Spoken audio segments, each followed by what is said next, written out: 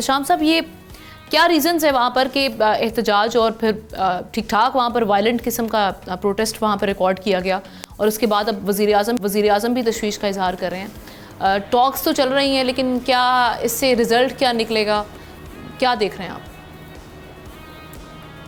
देखिए, हम ना ये 2023 से मामला चल रहा है। 2023 में भी आज़ाद कश्मीर में जो जॉइंट एक्शन कमेटी बनी थी और वो इसका कंटिन्यूशन चल रहा है। मुतालबात उनके थे, ज़्यादातर मान लिए गए थे और नए मुतालबात में एक ये भी है कि जी वो 2023 में जो कुछ नोटिफिकेशन होने थे, कुछ हो गए थे, कुछ नहीं हुए थे। अगर से अमल दरामद उन पर हो गया था, लेकिन बहरहाल उस मामले को रोक दिया गया। और अब लेटेस्ट जो बातचीत है वो इस वजह से रुक गई है, जो कल हुई और फिर आज फिर दोबारा से शुरू होगी। वो कहते हैं हमारे 9 मेंबर हैं, 3 डिवीज़न जो आज़ाद कश्मीर के हैं वहाँ से उन्होंने आना है। 4 आ गए हैं, बाकी लोग 5 नहीं आ सके। उसकी बुनियादी वजह वो कह रहे हैं कि जी टेलीफोन नहीं है, इंटरनेट की सर्विस नहीं है, ये पहले बहाल करें और उसके बाद जो है ना फिर हम बातचीत करेंगे। तो उम्मीद है कि वो जिस तरह लोग वहाँ पे गए हुए हैं तो बातचीत का सिलसिला दोबारा शुरू होगा।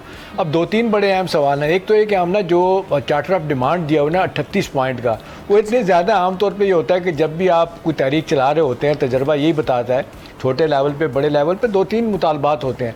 अब 38 मुतालबात हैं, उनको पढ़ते पढ़ते आप थक जाते हैं, लेकिन 3-4 बड़े मुतालबात हैं जिनका मैं जिक्र कर देता हूँ, जो रिपोर्ट भी हो रही हैं।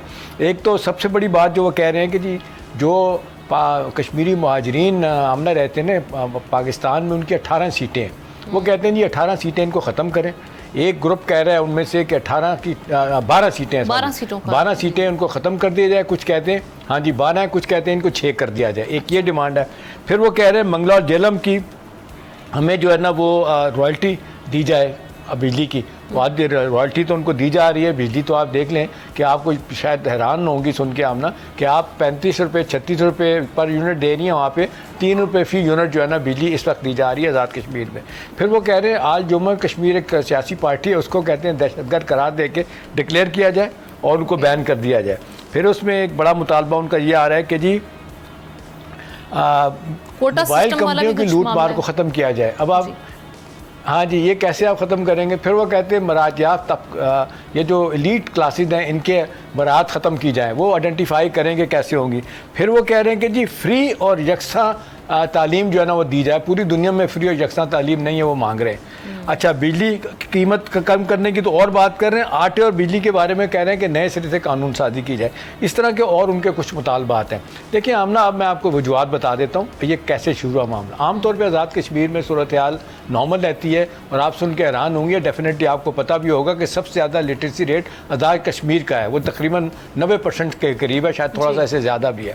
अब ये मसला आज़ाद कश्मीर में हुआ 2021 में, और जब PTI की हुकूमत वहाँ बनी थी और एक साहब हैं सरदार तनवीर इलियास, वो जो सेंटोरफ बहुत बड़ा यहाँ पे मॉल है उसके मालिक हैं, उनको जब प्राइम मिनिस्टर बनाया गया था और उनकी सियासी उम्र 6 माह की थी जब उनको प्राइम मिनिस्टर बना दिया गया। और ये उन पे इल्ज़ामात हैं, ओपनली एलिगेशन है कि वो पैसा लगा के वो प्राइम मिनिस्टर बन गए थे। कुछ अर्से के बाद इख्तलाफात पैदा हुए, उनको हटा दिया गया। अब वहाँ पे एक और साहब हैं जिनका नाम है चौधरी अनवारुल हक साहब। ये भी कोई इतनी लंबी चौड़ी सियासी बैकग्राउंड नहीं है और वो हैं, और अब तक के इतलात के मुताबिक जो है ना वो मामलात को कंट्रोल नहीं कर पा रहे। और उनके बारे में आमतौर पर लोगों को शिकायत है कि ये लोगों की एक्सेस नहीं है उनके पास।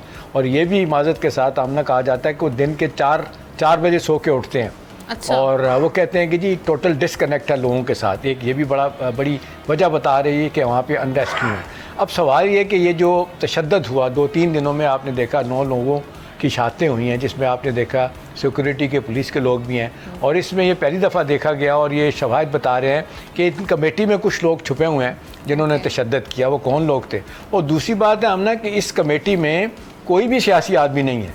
ये कौन लोग हैं? कोई कारोबारी लोग हैं, कहाँ से लोग आए हैं कुछ नहीं पता। एक साहब अमजद साहब एडवोकेट हैं, वो परसों लंदन से वापस आए थे, उनको गिरफ़्तार किया गया, फिर उनको छोड़ दिया गया। अब बुनियादी सवाल ये कि जो भी बातें आपने करनी है मनवानी, आप बैठ के बातें करें। और ये जो तशद्दुद का रास्ता अपना लिया गया है, और बदकिस्मती से हम ना देखें ये हमारे यहाँ नहीं हो रहा, उधर मकबूजा कश्मीर में भी हो रहा है। लद्दाख में आपने देखा कुछ सिमिलैरिटीज़ वहाँ पर भी हैं। वहाँ पर लीडर है एक सोनम वांगचुक, वो जो लद्दाख के बारे में कह रहे हैं कि जी इसको अलहदा सूबा डिक्लेयर किया जाए, उसको गिरफ़्तार करके तो उन्होंने अपना किसी और जेल में भारत की उनको बंद कर दिया है। और इसी तरह से वो और डेवलपमेंट की बातें कर रहे हैं। अब सवाल ये कि इस चीज़ को कैसे ख़त्म किया जाएगा। देखें जो जायज़ मुतालबात हैं हमने वो तो ज़रूर मानने चाहिए। और दूसरा, मैं एक आम शहरी की हैसियत से मैं कहूँगा कि हमारे मुल्क में हर वो बंदा छोटी जमात है, सियासी जमात है, गैर सियासी जमात है, कुछ लोग हैं तो वो फ़ौरन जलसा जुलूस पे आ जाते हैं। आज 4 महीने के बाद इस्लामाबाद में मेन, अगर आप इस्लाम ने डेफिनेटली देखा होगा, सुपर मार्केट का रास्ता बंद हुआ था, आज अब खुला है। अब कल आपने देखा प्रेस क्लब में भी गए कुछ लोग उनके, वहाँ प्रेस क्लब में आपने देखा अखबार वालों को भी मारा गया और बहुत ज़्यादती की गई, पुलिस ने मारा, बुरे तरीके से मारा। कैफेटेरिया में लोग जो खाना खा रहे थे उनको मारा। ठीक है, वो तलाल चौधरी साहब जाके वहाँ माफ़ी मांग के आ गए हैं, लेकिन इतना आसान नहीं है। अब देखें पूरे मुल्क में वो एहतजाज कर रहे हैं, जितनी हमारी सहाफ़ियों की बरादरी है, उनके जितने भी अदारे हैं। अब सवाल ये है कि इस हद तक क्यों जाना पड़ा। लेकिन ना तशद्दुद का रास्ता हमारे सिक्योरिटी के अदारे अपनाएं या कोई और अपनाएं, ये गलत है, ठीक है ना। लेकिन सवाल ये भी है कि आमना के हर छोटे बड़े मसले के लिए आप सड़क पे, अभी चंद दिन पहले हुआ कि इस्लामाबाद के कुछ इलाकों में आमना गैस नहीं आ रही थी, लोगों ने कहा उठो, उनको 200 बंदा आके ना मेन हाईवे के ऊपर बैठ गया। अब वो एक मुसीबत बन गई, लोगों को क्या किया जाए। फिर लोग गए, उनको उठाया गया और रात को उनकी गैस बहाल कर दी गई। अब देखें यहाँ पे एक ट्रेंड बन गया कि जिसने को अपना मकसद हासिल करना वो सड़क पे आ जाए। तो मेरा ख्याल है ये बहुत ही बुरा तरीका है। और इस हवाले से तो मैं इस बात के हक़ में हूँ कि हमारी रियासत को बहुत तकड़ा होना चाहिए, नाजायज़ मुतालबात मानने के लिए और ख़ास तौर पर पब्लिक को तंग करने के हवाले से, उनका सुकून छीनने के हवाले से जो कुछ किया जाता है उसको सख्ती से कुचला जाए।